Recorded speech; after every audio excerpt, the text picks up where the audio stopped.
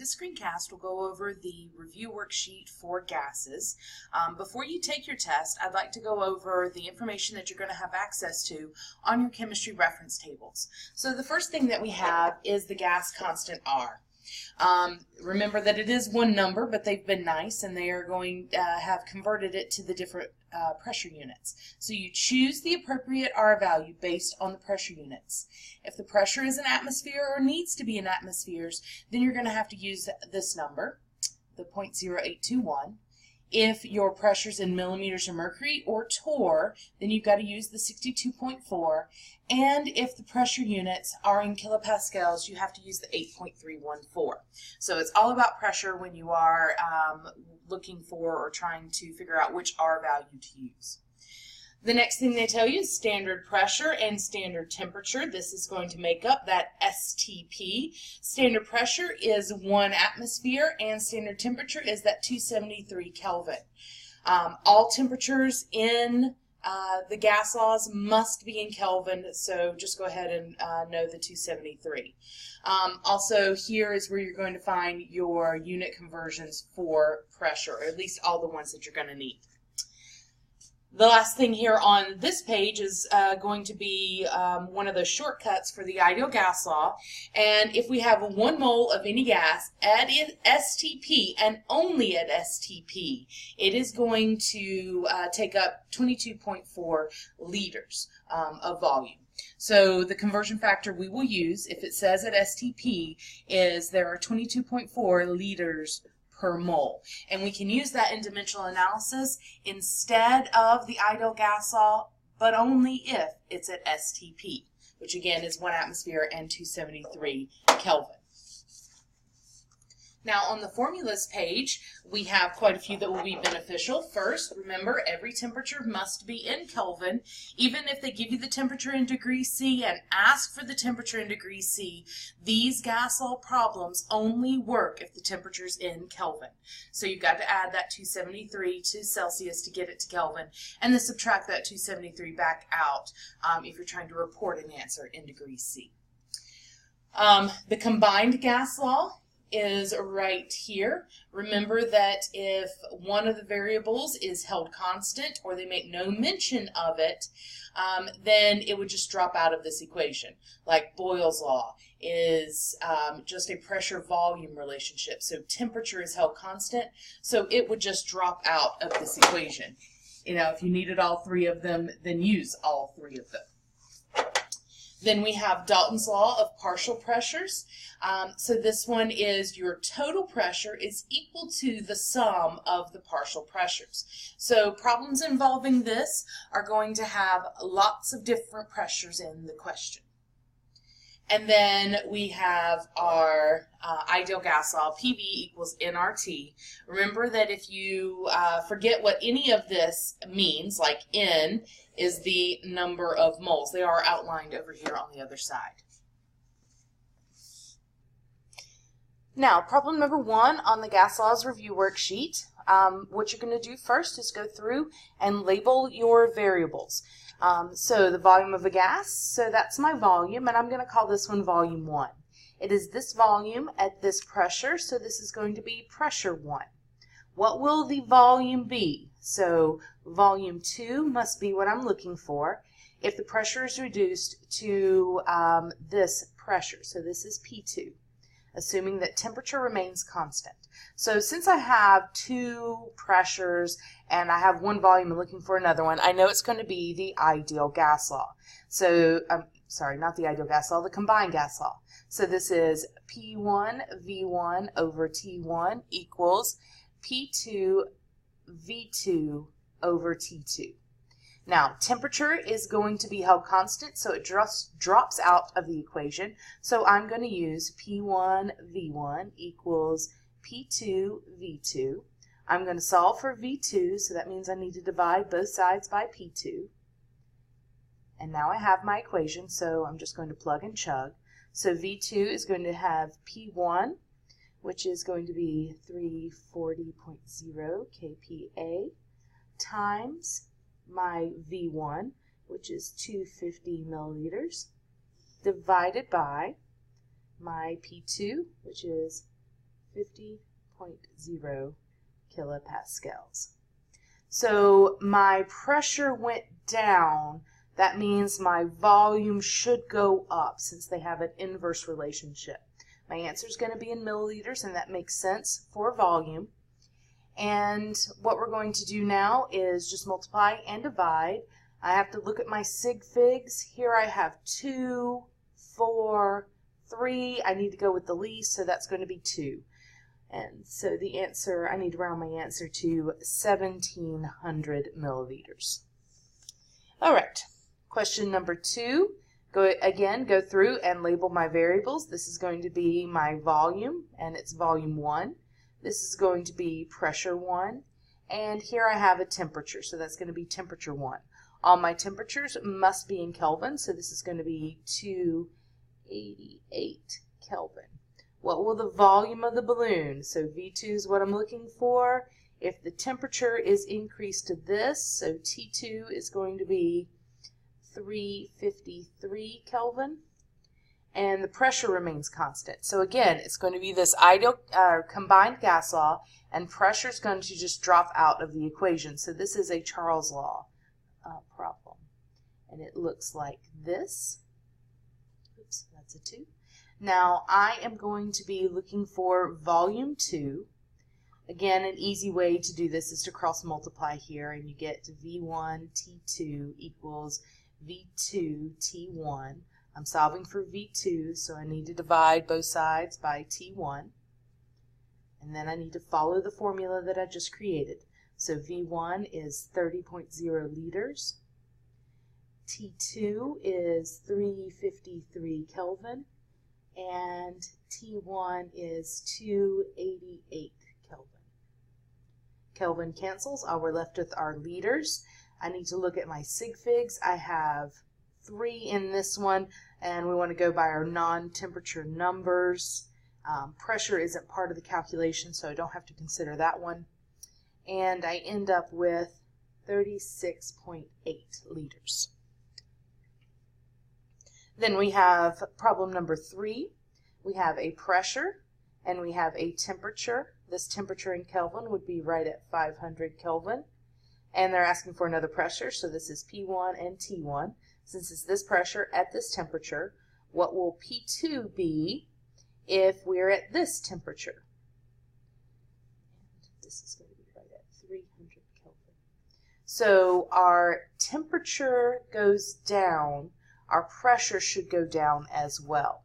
Again, we're going to use this combined gas law, except volume is going to be constant, so it just drops out of the equation. So this is going to be P1 over T1 equals P2 over T2. And I need to solve for P2. So again, the easiest way to deal with this is to cross multiply. So P1 T2 equals P2 T1. I'm looking for P2, so I divide both sides by T1. And now I have my formula. So P1 is going to be 710 kilopascals, and T2 is going to be 300 Kelvin, divided by T1, which is 500 Kelvin. Kelvin cancels out. All I'm left with are kilopascals. And for that one, I end up with 426 kilopascals. But they are actually asking for this in units of atmospheres. So I need to convert this. And again, these are on the front of the reference tables. And they're 101.3 kPa in 1 atmosphere. So that's going to give me 4.2 atmospheres, because I need 2 sig figs because of this number right here. Okay, now we have number 4. Number 4, there are various ways of answering this one. One way that you could do this is to use the combined gas law. So you've got a volume, you have a temperature, and you have a pressure, and they're asking for another volume at standard temperature and pressure. Well, standard temperature is 273 Kelvin, and standard pressure is 1 atmosphere. which is also equal to 101.3 kPa, since I noticed that this pressure is in kilopascals. So if I want to do the combined gas law, this is going to be V1, T1, P1, and we want to know the volume at this temperature and this pressure. So we would just use the combined gas law. So again, cross multiplying, so I'm going to take this times this is equal to this times this. So I have P1 V1 T2 equals P2 V2 T1. I'm going to be solving for V2, so I need to divide both sides by P2 T1. Now I have a functional equation. So P1 is 97 kilopascals. V1 is 140 milliliters. T1 is 35 degrees C, which is 308 Kelvin. Oh, I need T2, which is going to be 273. It's easy to do and get messed up there. Divided by P2, which is going to be 101.3 kPa. I'm using that one instead of 1 atmosphere because my units need to jive here, times that 308, which is my T1. All right, so this is 273 right up here. Kelvin cancels, kilopascals cancel. All I have left are milliliters. And remember, when you're doing this in your calculator, if you're doing it in one fell swoop, you need to make sure you put everything in the bottom under one set of parentheses. So it looks like I need 2 sig figs because of this number right here and this one right here. So I got right at 120 milliliters. Now there's another way of going about this one. You could use the ideal gas law and use the situation here and determine the number of moles. So you would take PV equals nRT and solve for N. So that means we divide both sides by RT. And so N is equal to the pressure, which is 97 kPa, times my volume, which is 140 milliliters, divided by NR, which in this case will be the 8.314 liter kPa mole K, and my temperature, which is 308 Kelvin. I'll get my moles from that one, and that's going to end up with 0.0053 moles. Then what I can do is, they want to know the volume of the gas at STP. At STP, we know we can use the 22.4 liters per mole, and we're just going to use that to convert. So 0.0053 moles of any gas in 1 mole, it's always 22.4 liters. Moles cancel out, and I end up with 0.12 liters, which is equal to 120 milliliters. So same answer either way you went about that problem. Okay, now this next one is an application of a gas law. We see a key phrase in here, collected over water. So we're going to have to use the application of Dalton's law of partial pressures. So when something's collected over water, it is going to pick up some water vapor along with the vapor that's being produced, or whatever gas is being produced by a particular reaction. So in order to get the pressure of this particular gas, it is going to be the total or atmospheric pressure minus the vapor pressure of water. The vapor pressure of water you would look up, and that's what you had to do for this one. If you have to use it in the test, they will give you a table with those vapor pressures of water. And that's what you use the temperature for, is you're going to use the temperature to look up the vapor pressure of water.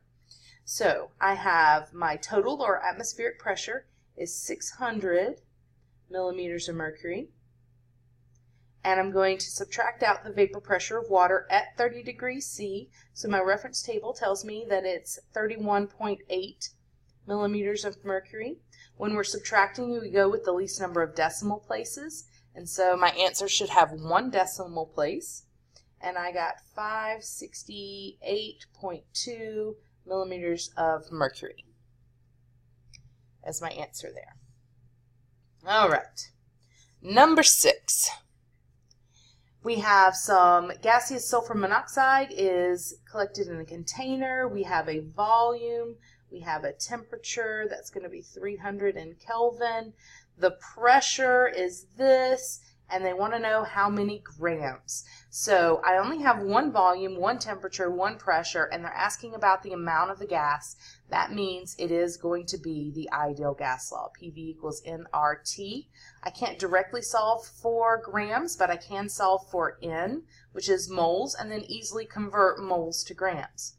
So to solve for N, I need to divide both sides by RT, and now I have N is going to be equal to my pressure, which is 300 kPa times 25.0 liters, divided by my R for this one, it's 8.314 liter kPa mole K, and my temperature in Kelvin, 300 Kelvin. So Kelvin cancels, kilopascals cancel, liter cancels. All we're left with are moles, and that's what I was expecting. And I end up with 3.00 moles of sulfur monoxide. Now, in order to convert this to grams, I have to know the molar mass of sulfur monoxide. And in order to do that, I have to write this correctly. So I see a prefix. That means I write down exactly what it says. So sulfur and 1 oxygen. So it is just SO. The molar mass of SO is 48.07. So in 1 mole, there are 48.07 grams of SO. And so I end up with 144 grams of sulfur monoxide. And that's my answer there.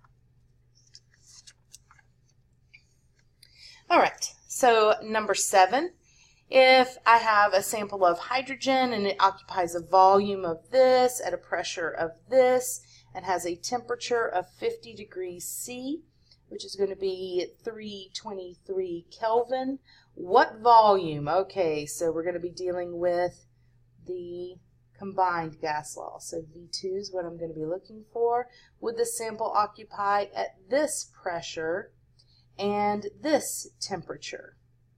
150 would be 423 Kelvin. All right, so I'm going to be using the combined gas law. I will cross multiply again, so that's going to be P1 V1 T2 equals P2 V2 T1. I'm going to be solving for V2, which means I need to divide both sides by P2 T1. So V2 is going to be my pressure, so 734 millimeters of mercury. V1 is 5.12 liters. T2 is going to be 423 Kelvin. P2 is 1.10 atmospheres. So that means I need to convert my atmospheres to millimeters of mercury because my units don't jive here. So I need to go ahead and do that conversion. It's going to be 1.10 atmospheres. I look on the front of my reference tables. 1 atmosphere is 760 millimeters of mercury. So that means my pressure is going to be 836 millimeters of mercury, and that will be my P2, so I'm going to plug that in here. And then our T1 is going to end up being 323. Kelvin. Kelvin cancels, millimeters of mercury cancel. All I'm left with are liters, and that makes sense for volume. And I end up with 5.89 liters, but they did ask for it in milliliters, so I have to move the decimal 3 places this way to go from the base unit to milli, and so that's going to be 5,890 milliliters. That was a nice tricky one. Okay, now for the other side, number 8. In this one, we're talking about a mixture of gases, and we know the pressure in the container, and they start talking about partial pressures. So that means I need to use Dalton's law of partial pressures, which tells me that the total pressure is going to be equal to the sum of the partial pressures. So the total pressure will be equal to the pressure of the hydrogen, plus the pressure of the oxygen, plus the pressure of the nitrogen. And now I'm going to plug all of those in, and we're going to be looking for the partial pressure of oxygen. So that means the partial pressure of oxygen is going to be equal to the total pressure minus the pressure of the hydrogen and minus the pressure of the nitrogen. And if I plug all of those values in, I'm going to end up with 256 kPa as my partial pressure of oxygen. Okay, number 9.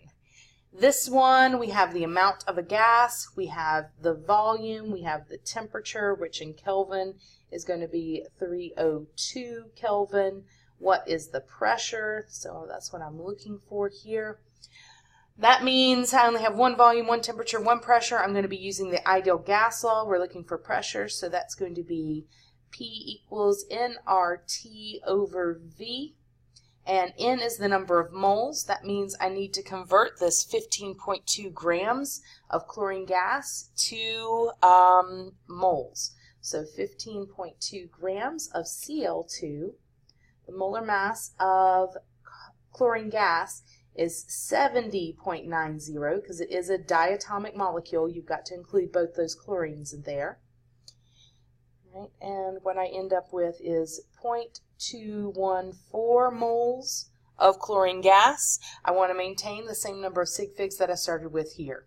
So now I'm going to plug that in, 0.214 moles times my R value. My pressure needs to be in atmosphere, so I need to use the 0.821 liter atmosphere mole K, times my temperature, which is 302 Kelvin, divided by my volume, which is 5 liters. Liters cancel, mole cancels, Kelvin cancels. All I'm left with are atmospheres, and that's what we were looking for. I need 3 sig figs in my answer, so 1.06 atmospheres. Okay, so now we're to number 10. Here we are going to be dealing with using stoichiometry and the ideal gas law if necessary. And in this first one it is necessary because this one is not at STP. So first thing I see an equation, I know I need to balance that. I've got an odd number of hydrogens over here, so I'm going to put a 2 there to help me. I need 2 oxygens and 2 sodiums. I think that makes everything work out now. All right, in this problem, they tell me we have 23 grams of sodium, and they want to know how many liters. So I'm looking for the volume of this in liters. They tell me it has a pressure of 103 kPa. They tell me it has a temperature of 24 degrees C, which is going to be 297 Kelvin. All right, so as I'm doing this, volume, pressure, temperature, I should automatically be thinking PV equals nRT. So in order to solve for volume, I have to have everything else. So this is going to end up being divided by P on both sides. So I've got to have pressure, which I have, temperature I have, R, I can figure out which one that one needs to be. It's kilopascal, so it's going to be the 8.314 liter kPa mole K, because the pressure units match. And then I need N, which is the number of moles of hydrogen gas. And that is something I don't have, but it is something that I need in order to calculate the volume. So the way I'm going to get the moles of H2 is I'm going to use stoichiometry and go from the grams of this and take it to moles of hydrogen. So I start out with 23.0 grams of sodium. Can I use mole ratio? No, because I have grams here. So I need to convert this to moles so that I can use mole ratio. The molar mass of sodium from the periodic table is 22.99 grams in 1 mole of sodium. Don't stop there. You've got to take it to hydrogen. You cannot find the volume of hydrogen using the moles of sodium. So we're going to go through mole ratio. Moles of Na go here, and moles of hydrogen go here. Then I'm going to put in the coefficients, so 2 for sodium and an understood 1 for hydrogen. Now again, if you put this in one fatal swoop, make sure you put parentheses around everything on the bottom. Ended up with 0.500 moles of hydrogen. Again, I don't want to shortchange myself on sig figs. I had 3, so I need to keep 3. So that is going to go right here, 0.500. And now I can plug all of these numbers into my volume ideal gas law problem. So it's 0.500 moles times my R, which is 8.314 liter kPa mole K, times temperature, which is going to be 297 Kelvin, divided by the pressure, which is 103 kPa. kPa cancels, mole cancels, Kelvin cancels. My answer is going to be in liters, and that's what I wanted in, and I end up with 12.0 liters as my answer there. Okay, number 11 is also a stoichiometry problem, but in this case we can take our little shortcut because it is at STP. At STP, we know that there are 22.4 liters per mole of any gas there under those conditions. Again, I want a balanced equation, so I need to put a 2 there, and we want to know how many grams of this will be needed to produce 10 liters of chlorine. And I think I want a decimal place here. So 10 liters. All right. So I start off with the number they give me in the problem, 10 liters of chlorine gas. And now it's a stoichiometry problem like we did a couple of weeks ago. Can I use mole ratio? No. So is there a way I can get liters to moles so that I can use the mole ratio? Because mole ratio is the only way to move around. And the answer is yes. At STP, you can use this equation right here. So liter is here. Liter has to go here. There are 22.4 liters. In 1 mole of any gas, we're still dealing with chlorine gas. Now, can I use mole ratio? Yes. So moles of chlorine gas to moles of hydrochloric acid. And here's where we use the coefficients. So this is going to be 1, and this is going to be 2. And then I want to take this out to grams, so I'm going to have to use molar mass. Mole is here, mole has to go here. And always with molar mass, it's in 1 mole, and then the molar mass of hydrochloric acid is 36.46 grams of HCl. So now everything on top multiplied together, divided by everything on the bottom multiplied together, and I end up with 33 grams of HCl. Okay, the last few problems are conceptual, so just knowing how two things interrelate. So volume and pressure. Remember we talked about if we have a container that has a certain pressure and then we squish the container and make the volume decrease, then the pressure is going to increase. So volume and pressure have an inverse relationship. So if volume increases, pressure decreases.